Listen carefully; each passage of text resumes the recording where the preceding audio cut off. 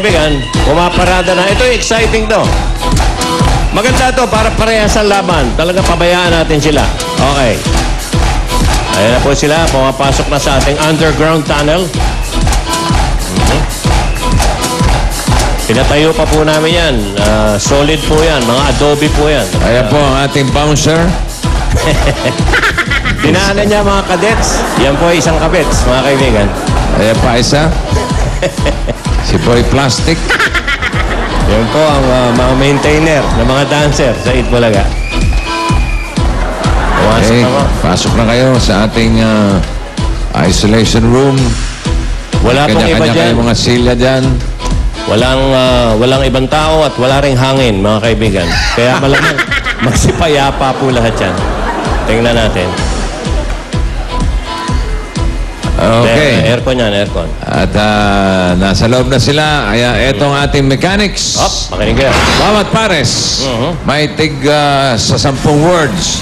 Kailangan nila makakuha ng 3 salita sa loob ng pinakamabilis na oras. Ay. May 3 minuto sila para manghula.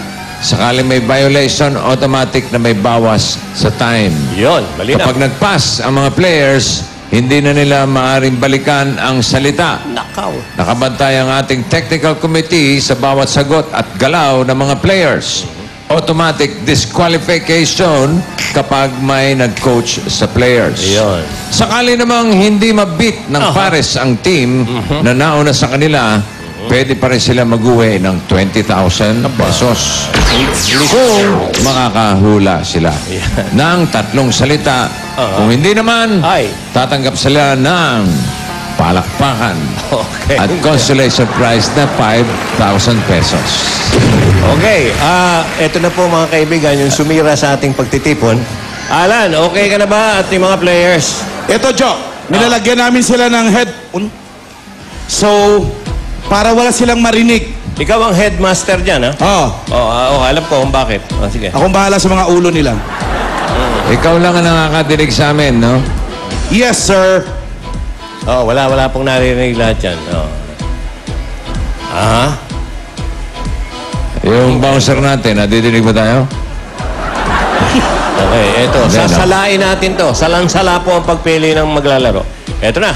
Okay. May iba pang mangyayari dito sa Grand Finals mamaya. Papira. Ang dami. May sorpresa ka na naman. Dito may sorpresa ako. Nandito? Okay. Sige, kayo na. Ha? Kayo na, sabihin natin.